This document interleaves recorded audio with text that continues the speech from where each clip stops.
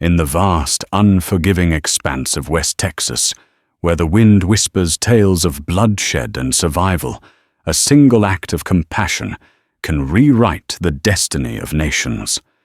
This isn't a story of cowboys and gunslingers in dusty saloons. It's the story of Eliza May Thompson, a woman left with nothing but her knowledge of healing and a spirit the prairie couldn't break. And it's the story of Makoni, a Comanche warrior, whose life she held in her hands. She saved him from the fever that should have claimed him, never knowing that the man she nursed back to health was destined to become a great chief. And when he did, he would return not with vengeance, but with a choice that would stun two worlds into silence. The year was 1875. The sky over the Texas Panhandle was the color of a fresh bruise. Eliza May Thompson pressed her forehead against the cool glass of her cabin window, watching the world dissolve into a maelstrom of dust and rain. The prairie, usually a study in muted greens and sun-bleached yellows, was a churning gray sea. This was a land that didn't just challenge you, it actively tried to erase you. It had erased her parents and younger brother 3 years prior, a cholera epidemic, sweeping through their wagon train like a phantom scythe, leaving Eliza at 19, utterly alone. She had stayed not out of stubbornness, but out of a paralyzing sense of inertia. Her father, Dr. Alistair Thompson, had taught her everything he knew about medicine, from setting a bone to brewing willow bark tea for a fever. Her hands, he'd said, had the gift. So she remained her small, sturdy cabin, a few miles outside the burgeoning settlement of Red Creek, serving as an unofficial infirmary for the ranchers' prospectors and lost souls who washed up on this harsh shore. The storm that raged now was different. It carried a malevolence that rattled the very bones of her home. The wind shrieked like a banshee, tearing at the sod roof, and the rain came in horizontal sheets that stung the eyes. It was on the 3rd hour of the tempest, as dusk bled prematurely into a lightless night, that she saw it. Through the deluge, a shape slumped and, barely moving, was draped over the back of a horse. The animal, a magnificent paint with panicked eyes, was struggling against the mud, and wind, its loyalty the only thing keeping its rider from being swallowed by the prairie. As it drew nearer, stumbling into the meager light cast by her lantern, Eliza's breath caught in her throat. The rider was a Comanche. His face was streaked with rain and what looked like dried blood. A cascade of black hair, matted and wet, fell over his shoulders, adorned with a single eagle feather that was now battered and broken. He was bare-chested, his buckskin leggings torn and caked in mud. He wasn't just a Comanche. He was a warrior, built with the lean, powerful grace of a panther, and he was dying. He slid from the horse's back, not with a conscious dismount, but like a sack of grain collapsing into the mud just yards from her door. The horse, its duty done, stood with its head low shuddering. Fear cold and sharp pierced Eliza's heart. The people of Red Creek spoke of the Comanche with a mixture of terror and hatred. Jedediah Kane, the powerful cattle baron who owned half the county, had lost a dozen head of cattle and 2 ranch hands to a raid just last spring. The tales of their savagery were the ghost stories told to frighten children and steel the nerves of men. To harbor one was not just foolish, it was a death sentence. They would call her a traitor, an Indian lover. Sheriff Brody, a man who followed Kane's word as if it were scripture, would drag her to the gallows himself. She could close the door, bolt it, and by morning the prairie would have claimed him. It would be the safe, sensible thing to do. No one would ever know. But then she saw the tremors that racked his body, the unnatural flush of his skin, visible even in the gloom. It was a fever. She saw the ugly, suppurating gash on his side, a bullet wound, by the look of it, inflamed and angry. She saw not a warrior, not an enemy, but a man burning alive from the inside out. Her father's voice echoed in her memory, a gentle but firm mantra from her childhood. You don't ask who the patient is, Eliza May. You ask what the ailment is. The healing doesn't take sides. Cursing her own conscience, she unbolted the door and plunged into the storm. The wind tore at her dress and whipped her hair across her face. The mud sucked at her boots. Reaching him, she knelt.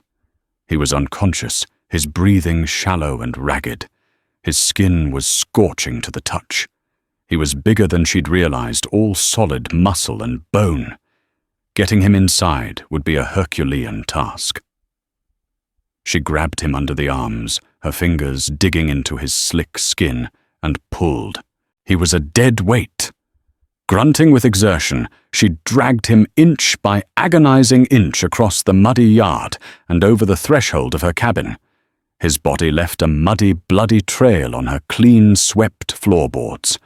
With a final desperate heave, she got him fully inside and slammed the door against the howling gale. For a long moment, she stood, panting, her heart hammering against her ribs, the sound of the storm and her own ragged breaths filling the small space. On her floor lay the greatest danger she had ever faced. An enemy of her people, a fevered Comanche, brave his life now resting entirely in her hands. The choice was made. Now she would have to live or die with the consequences. The first 48 hours were a waking nightmare. The warrior whose name she didn't know drifted in a fevered delirium.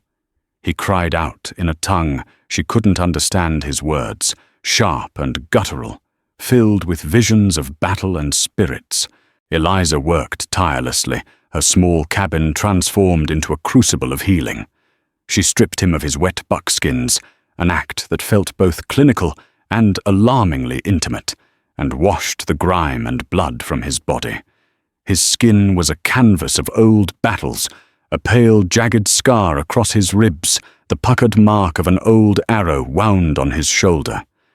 These were the marks of a life lived on the edge of a knife. The new wound was the problem. A rifle ball had torn through the flesh of his left side. It was swollen, oozing infection, and the source of the fire consuming him. She sterilized her father's finest steel probe in the flame of her lantern, and with a prayer on her lips, set to work. He thrashed on the pallet she'd made for him, his powerful body arching in agony even in his unconscious state.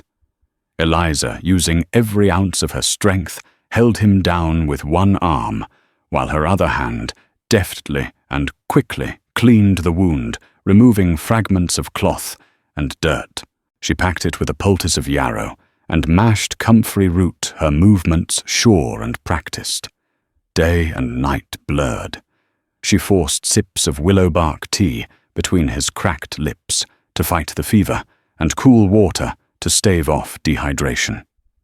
She changed his dressings, bathed his brow, and listened to his fevered ramblings, catching a single repeated word, Makoni. Makoni. She didn't know what it meant, but she began to think of him as Mako. On the third morning, the fever broke. The storm had passed, leaving behind a world washed clean and glistening under a shy sun. Eliza, exhausted and slumped in a chair by his side, awoke to find him staring at her. His eyes were the color of dark, wet earth, and they were lucid. The delirium was gone, replaced by a sharp, assessing intelligence that sent a shiver down her spine. There was no gratitude in that gaze, only a caged animal's wariness. He tried to sit up, his muscles tensing, but a sharp intake of breath and a wince of pain told him what she already knew. He was far too weak. "Be still," she said, her voice soft but firm. "You'll tear the stitches." He obviously didn't understand her words, but he understood the universal language of a healer's tone. His eyes darted around the cabin, taking in the dried herbs hanging from the rafters, the shelves of glass bottles, her father's medical books stacked neatly on a small table. He was a warrior, and this was an enemy's dwelling. He was helpless within it. His hand instinctively went to his side, searching for a knife that wasn't there. Eliza held up her empty hands. "I mean you no harm," she said slowly. "You were hurt. I helped you." For days, this was their reality. A silent, cautious dance in the confines of the small cabin. Communication was a painstaking process of gestures and expressions. She would point to the water bucket and mime drinking. He would give a slight, almost imperceptible nod. She would show him the fresh dressing for his wound, and he would watch her every move, his gaze unwavering, as she tended to him.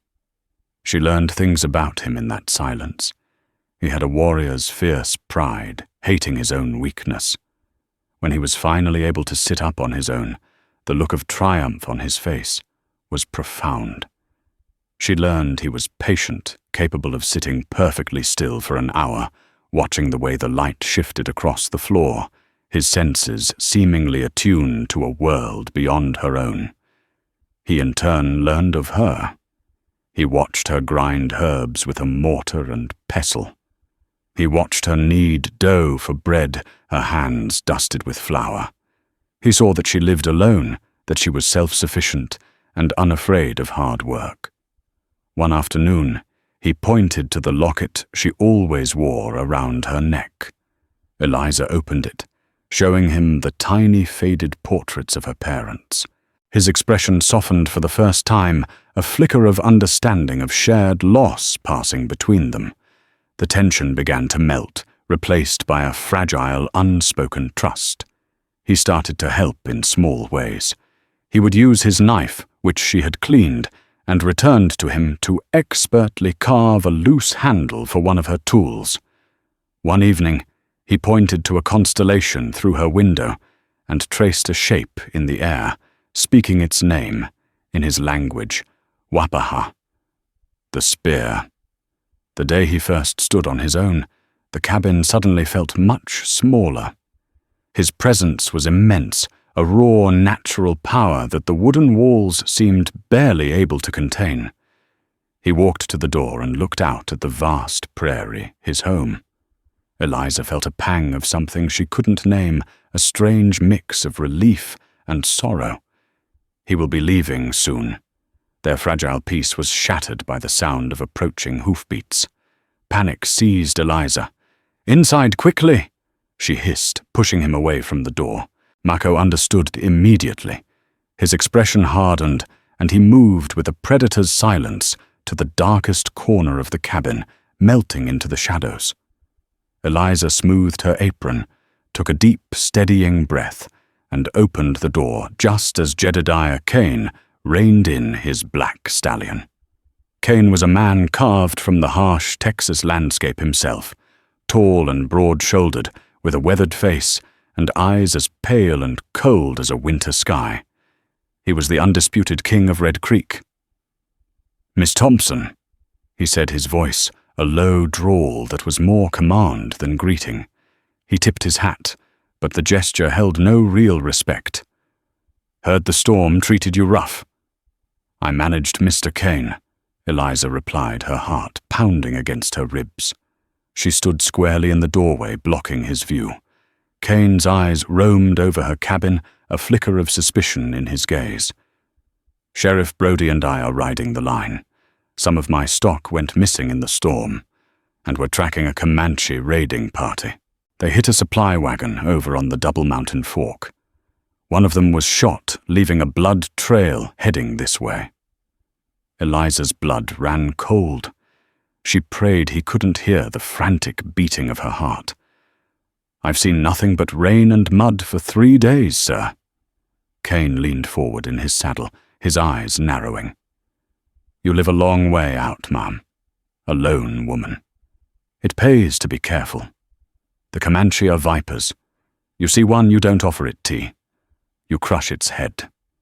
You understand me?" "I understand the dangers of living here," she said, her voice miraculously steady. He stared at her for a long, unnerving moment, his gaze seeming to pierce the very walls of her home. From the corner of her eye, Eliza could see the faintest shadow of movement.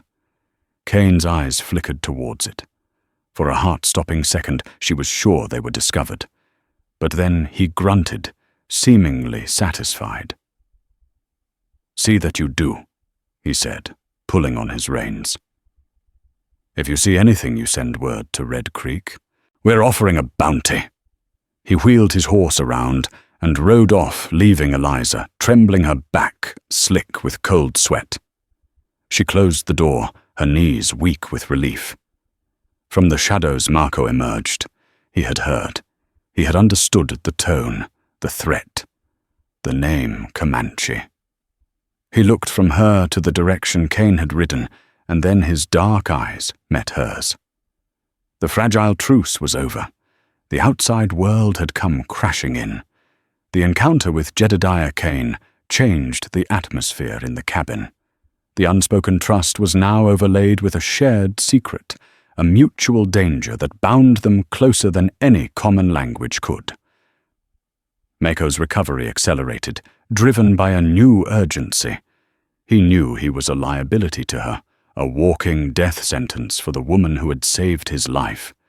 He began to push his body, testing his limits. He would spend hours outside behind the cabin, where he was shielded from view of the main trail, rebuilding his strength. He moved with a silent, fluid grace that made him seem a part of the landscape itself. Eliza would watch him, marveling at the disciplined way he worked, his focus absolute.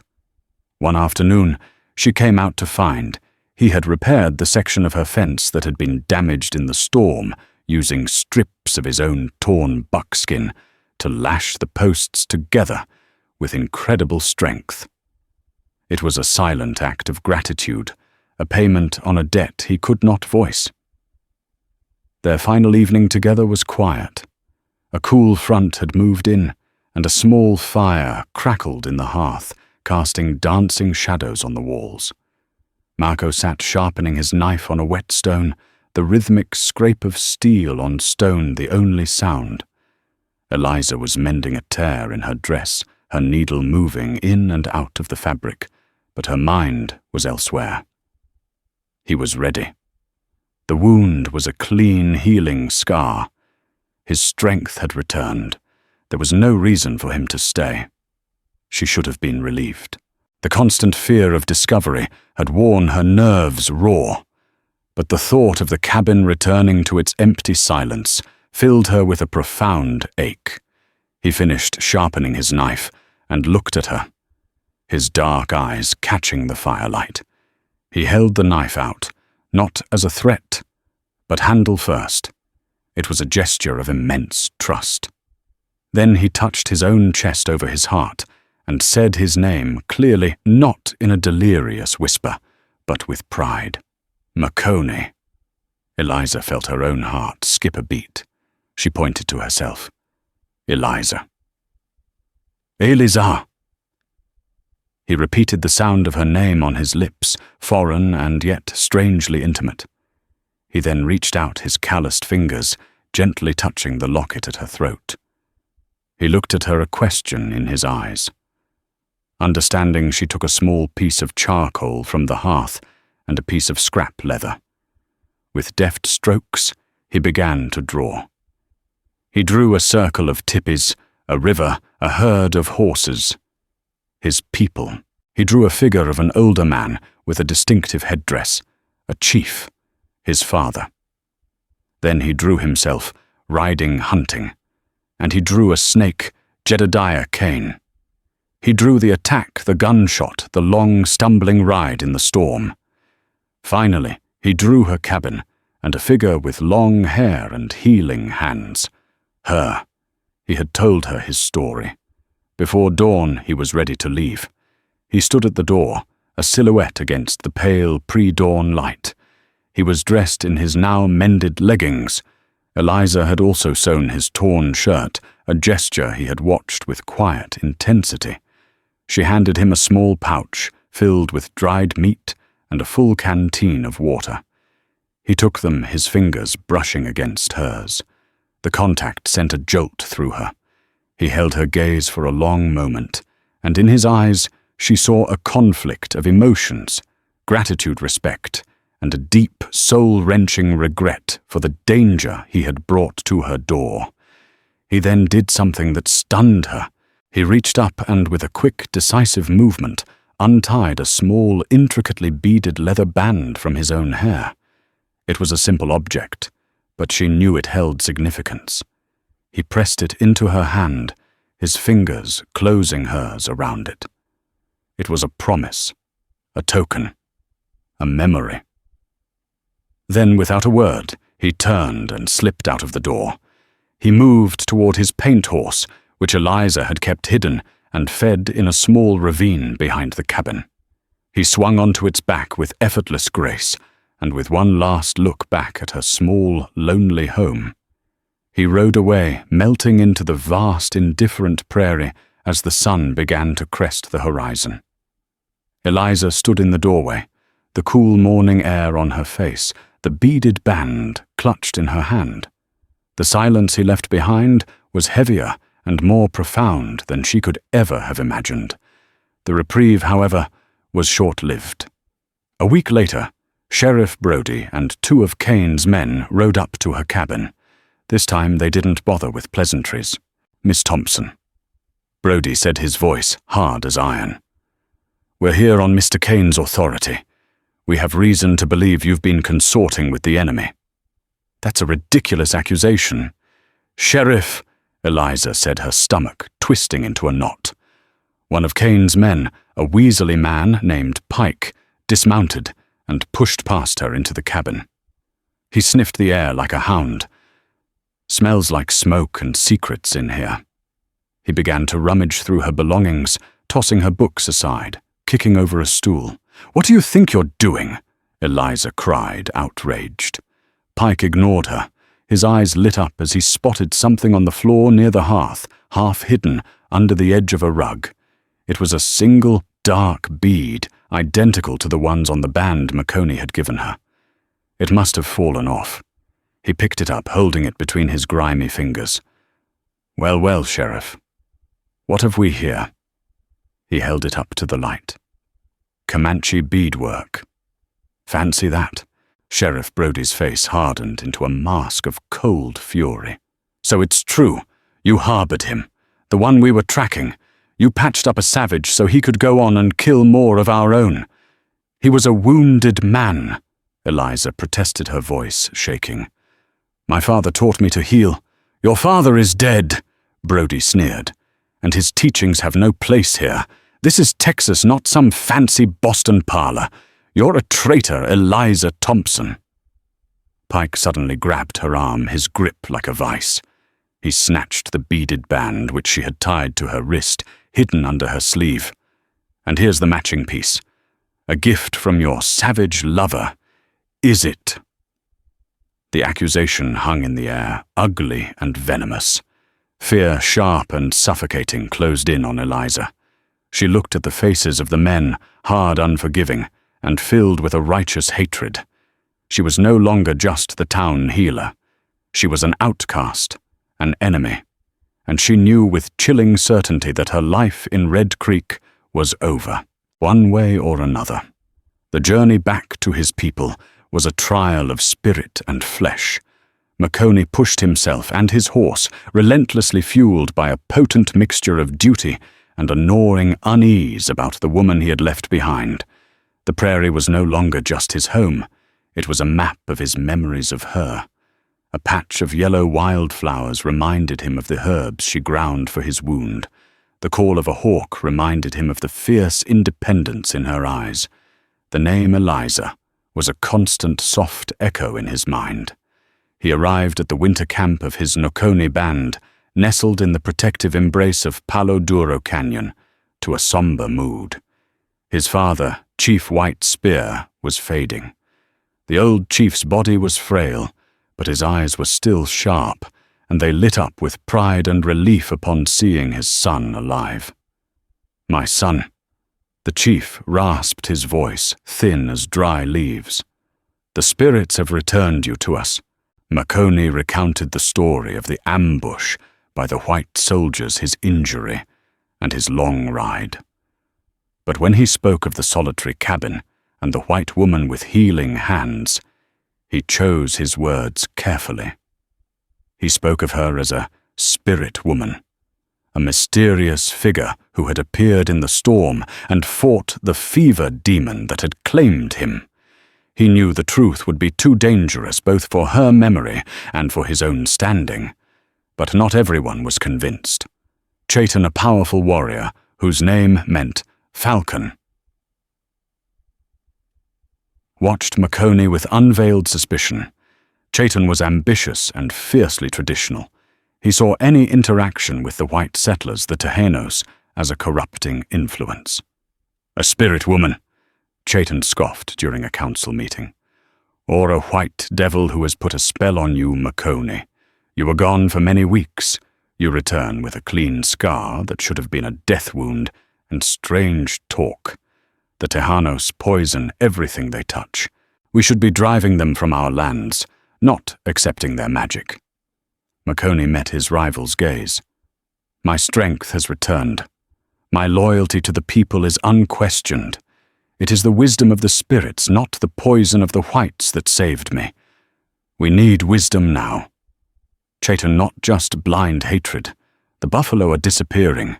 The bluecoat soldiers are like locusts. A war fought with only fury is a war we will lose. The debate raged for days. The tribe was divided. The older generation respected Makoni's lineage and his thoughtful nature, while many younger warriors were swayed by Chaitan's aggressive charisma. The fate of their people hung in the balance, and with Chief Wapanasha's health failing, the question of succession loomed over the camp like a thunderhead. It was during this tense time that the scouts returned. They were the eyes and ears of the tribe, ranging far across the plains. One of them, a young brave named Blackbird, sought out Makoni in private. "I have seen the place you described in your story." "Tuhu," said his voice, low. "The small house that stands alone." Makoni's heart clenched. And the woman? Tuhu's expression was grim. "She is in trouble. The cattle chief Kane knows she helped you. His men went to her cabin. They dragged her to the white man's town of Red Creek. They call her traitor. She is a prisoner."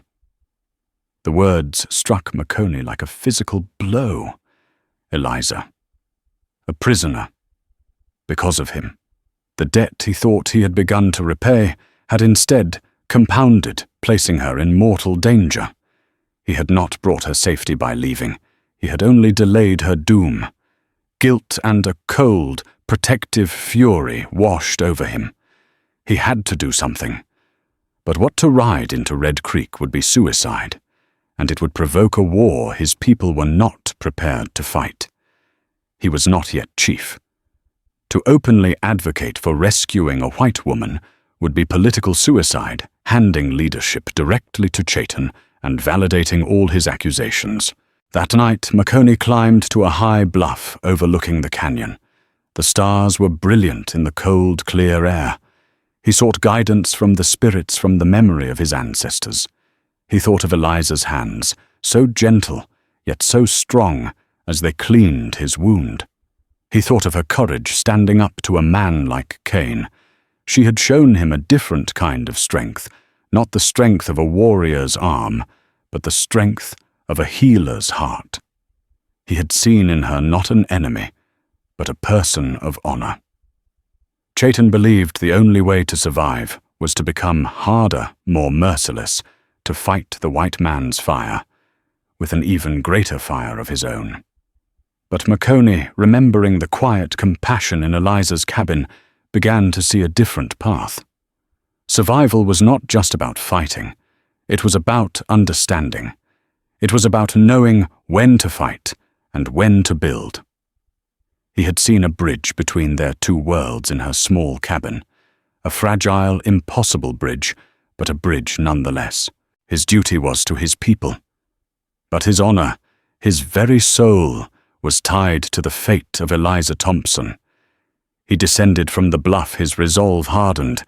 He would not abandon her. He would find a way to save her, and in doing so, he would have to find a new way to lead his people. The path forward was fraught with peril, but for the first time since his return, it was clear. Red Creek had become Eliza's prison. She was not held in the town's small, flimsy jail, but in a far more effective cage public opinion. Jedediah Kane, a master manipulator of fear, had seen to that. After Sheriff Brody had dragged her back to town, Kane had convened a town meeting in front of the saloon. He stood on a crate, his voice booming across the dusty street, holding up the beaded Comanche band as if it were a venomous snake. "This," he declared, his voice dripping with theatrical contempt, "is the payment our own Eliza Thompson accepted for nursing a Comanche murderer back to health. While we bury our sons and brothers, she gives aid and comfort to the very savages who put them in the ground." He painted a vivid picture for the frightened townsfolk Eliza as a viper in their midst, a traitor whose misguided compassion had unleashed a healthy warrior to raid and kill again. Any future Comanche attack, he implied, would have her fingerprints on it. Fear was a tinderbox in Red Creek, and Kane had just thrown a lit match. The town turned on her instantly. The faces that had once smiled at her, sought her help for a sick child or a broken bone, were now twisted with suspicion and hate. Mrs. Gable, whose daughter Eliza had nursed through scarlet fever, now crossed the street to avoid her. Samuel Blackwood, the blacksmith, whose hand she had carefully stitched up, now spat on the ground as she passed.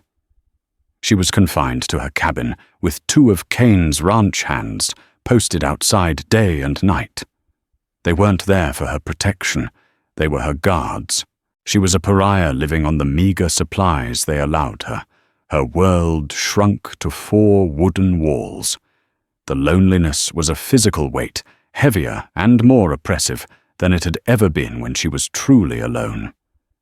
But it was Kane's private visits she dreaded most. He would ride out in the evenings, dismissing his men, and enter her cabin without knocking.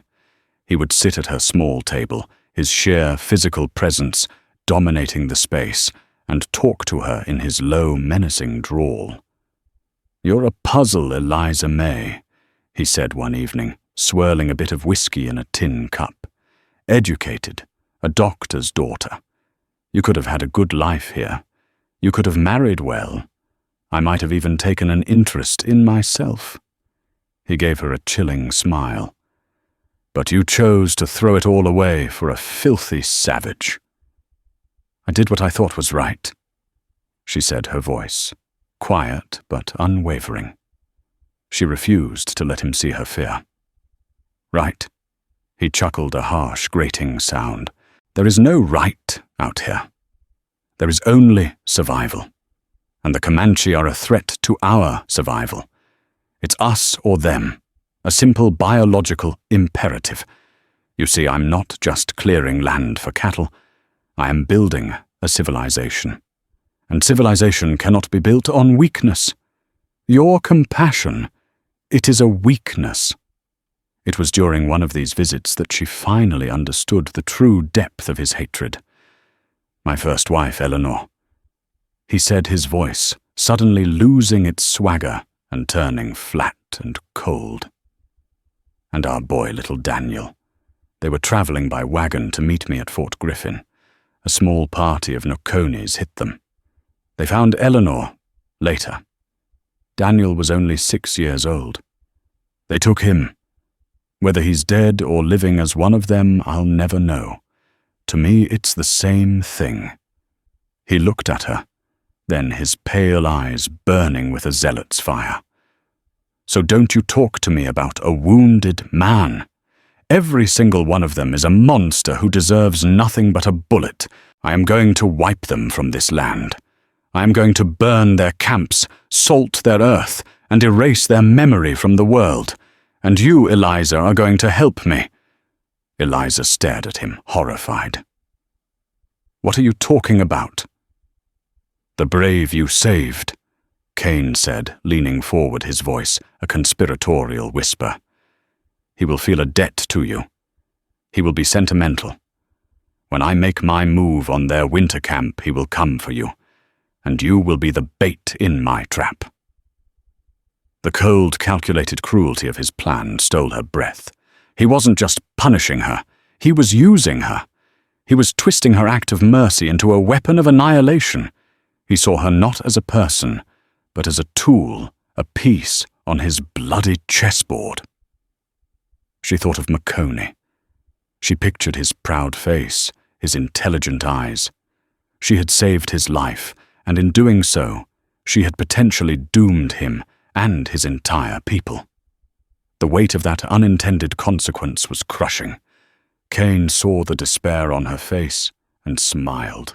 "Don't look so glum, Eliza May," he said, rising to leave. "History is written by the victors, and when I'm done, they'll name a county after me, and no one will even remember the name Comanche." As he rode away, Eliza sank onto her stool, her body trembling with a mixture of fear and a newfound steely resolve. Jedediah Cain had misjudged her. He saw her compassion as a weakness, but he failed to see the iron core it protected. She would not be his bait. She would not be his pawn. She had saved one life in this cabin. Now she had to find a way to save a nation. The heart of the Nokoni camp beat to a slow, mournful drum. Chief Wapanasha was dead. He had passed in his sleep, his spirit journeying to the great hunting grounds in the sky, leaving his people rudderless in the most turbulent waters they had ever faced. The time of choosing was at hand. According to tradition, the Council of Elders and the War Society would choose the new chief. There were only two real contenders, Chaitan and Makoni. The soul of the tribe was laid bare in their conflict. Chaitan the Falcon was the voice of righteous fury. He stood before the council, fire his muscular frame taut with energy, his words a torrent of passion. "For too long we have watched the Tejanos devour our land," he cried, his voice echoing off the canyon walls. "They kill the buffalo, our sacred lifeblood, for their hides alone, leaving the meat to rot under the sun. They build their iron roads and their wire fences, scarring the face of Mother Earth." Wapanasha was a great chief of a bygone era, a time of treaties and talk. That time is over. We must fight. We must raid. We must remind them that this land has a memory, and its memory is Comanche. We must be the fire that purifies the plains. The younger warriors roared their approval, stamping their feet and rattling their spears. Chaitan's vision was simple, intoxicating, and appealed to their wounded pride. Then it was Makoni's turn. He did not shout. He stood before the people, not as a warrior eager for battle, but as a leader burdened by the future. His voice was calm, measured, yet it carried an intensity that commanded silence. "Chaitan speaks truth," Makoni began, surprising many. "The Tejanos are a plague. Their greed is a bottomless canyon. My heart, like yours, burns with anger for what we have lost." He paused, letting the words settle. "But a fire that burns too hot consumes itself. Look around you. Our numbers are not what they were. The Bluecoat soldiers have new repeating rifles. They fight in ways we do not. To meet them head-on in a war of total annihilation is to choose our own grave. It is an honorable death, perhaps, but it is a death all the same. And my duty is not to lead our people to an honorable death. My duty is to lead them to a future where our children can live." He was not just Makoni, the son of the chief, anymore. His time with Eliza, his subsequent isolation and introspection, had forged him into something more. He was now Makoni, he who walks like the bear. patient, powerful, and deceptively thoughtful. The bear does not fight every wolf that snaps at its heels. He continued, his voice resonating with his new name. It is strong, but it is also wise. It knows the land. It knows when to show its claws and when to conserve its strength. We must be like the bear. We must learn the ways of this new world, not to become the Tejanos, but to defeat them. We must learn their weaknesses. We must fight not with blind rage, but with cunning. We must survive so that the songs of the people are not silenced forever. He did not offer them an easy path of glorious battle, but a difficult, uncertain road of strategic survival. He spoke of alliances with other tribes of learning, which white men could be trusted, and which could not, of fighting smarter, not just harder. The council was deeply divided. It was a choice between a fiery, glorious end and a long, arduous future. The debate would have raged for days, but it was cut short by the frantic arrival of a scout, his horse lathered in sweat. The cattle chief Cain, the scout, gasped, leaping from his horse. He has gathered a war party of his own, more than 30 riders. They are armed with new rifles. They are not soldiers. They are ranchers and bounty hunters.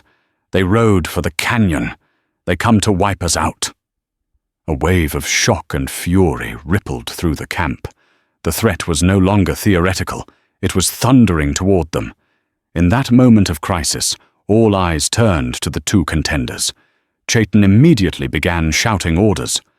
"To arms, we ride out and meet them on the plains. We will show them Comanche fury."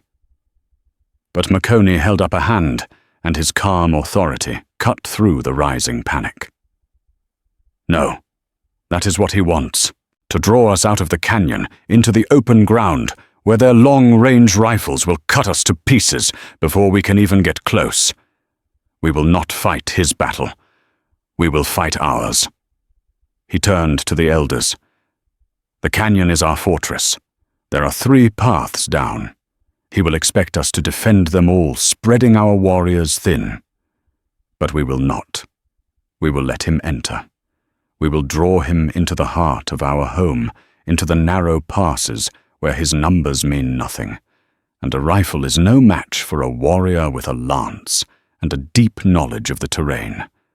We will turn his trap into our hunting ground." The sheer brilliance and audacity of the strategy was undeniable. It was a leader's plan, not just a warrior's charge. It was the wisdom of the bear. One of the oldest elders, a man named Tonna, rose and pointed a wrinkled finger at Maconie. "He speaks with the voice of a chief. Let Maconie lead us."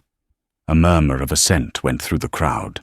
Even Chayton, though his face was tight with resentment, could not argue with the tactical genius of the plan. He gave a sharp, reluctant nod. Maconie had won. He was the new chief of the Noconi people. But there was no time for the ceremony.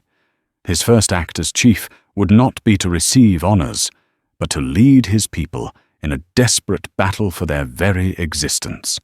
And as he gave his first orders dispatching warriors to strategic points within the canyon, his thoughts were of Eliza. He knew with a terrible certainty that Cain would have her nearby. She was part of this battle whether she wanted to be or not. Jedediah Cain's posse rode with the arrogance of conquerors. They were a rough collection of hardened ranchers and hired guns, fueled by whiskey and a shared fervent belief in their own righteous superiority. They saw the canyon not as a home, but as a nest to be exterminated. Cain had Eliza with them, her wrists bound, seated on a horse, led by the weaselly Pike. She was his trophy, his insurance, and the centerpiece of his cruel strategy. "They'll be defending the main pass," Cain said to his men as they approached the canyon rim. "We'll send a small group to make noise there. The rest of us will take the narrower, steeper trail to the east. We'll be in their camp before they know what hit them." Just as Maconie predicted, Cain chose to divide his forces. He fell for the trap completely. The descent into Palo Duro Canyon was treacherous. The narrow trail forced the riders into a single-file line, their rifles cumbersome and their horses skittish. The silence of the canyon was unnerving. It was too quiet. The posse exchanged nervous glances, their bravado beginning to curdle into apprehension. The first arrow flew from a crevice, high above, silent and deadly. One of Cain's men grunted and toppled from his saddle, a feathered shaft protruding from his throat. Before a second man could even raise his rifle, a war cry erupted from the rocks all around them. It was chaos. Warriors seemed to materialize from the very earth and stone. They swarmed the disjointed line of riders from above and below. The narrow pass nullified the Texans' advantage in firepower. It was close, brutal combat, the kind the Comanche excelled at. Lances found their marks and knives flashed in the sun. Horses screamed, and men fell their surprise, turning to sheer terror. Cain, caught in the middle of the ambush, roared in fury. He fired his pistol wildly, trying to rally his dissolving posse. Pike, the man leading Eliza's horse, yelped it in fear as a warrior leaped onto the trail in front of him. In his panic, he let go of the reins. This was the chance Eliza had been waiting for. With her hands tied, she couldn't hold the reins properly, but she could guide the horse with her knees. She dug her heels into its flanks, urging it away from the fighting, away from Cain, deeper into the canyon. It was a desperate gamble, but staying with Cain meant certain death or worse. She galloped blindly down a side path, branches whipping at her face. Behind her, the sounds of the battle grew fainter. She didn't know where she was going, only that she was moving toward the heart of the Comanche camp. Suddenly, a rider emerged from a grove of cottonwoods directly in her path. It was Maconey. He was no longer the weakened patient she had nursed. He was a war chief in his element. His face was painted for battle, his expression a mask of grim intensity. He sat astride his paint horse like he was a part of it, a bow in one hand, his dark eyes blazing. He raised his bow, aiming at the rider he saw crashing through the trees, and for a terrifying split second, Eliza was certain he was going to shoot. Their eyes met across the short distance. Recognition dawned, followed by utter shock. "Eliza!" He lowered his bow instantly, his composure breaking for a moment. He rode to her side, and with a swift, powerful motion, he used his knife to slice through the ropes, binding her wrists. "You are hurt?" he asked, his voice rough with concern, his eyes scanning her for injuries. "No," she breathed, rubbing her raw wrists. "Maconey! Cain! He's—" "I know," he said, his expression hardening again. "He will not leave this canyon alive." He looked back toward the fighting, then at her. He was torn. His place was leading his warriors, but he could not leave her here, alone and unprotected. At that moment, Chayton and two other warriors burst from the trees, their weapons slick with blood. Chayton's eyes widened when he saw Eliza. "The white woman," he snarled, raising his lance. "She is the source of all this, a witch sent by Cain. She is with me." Maconey commanded, his voice cracking like a whip. He moved his horse to place himself between Eliza and Chayton's lance.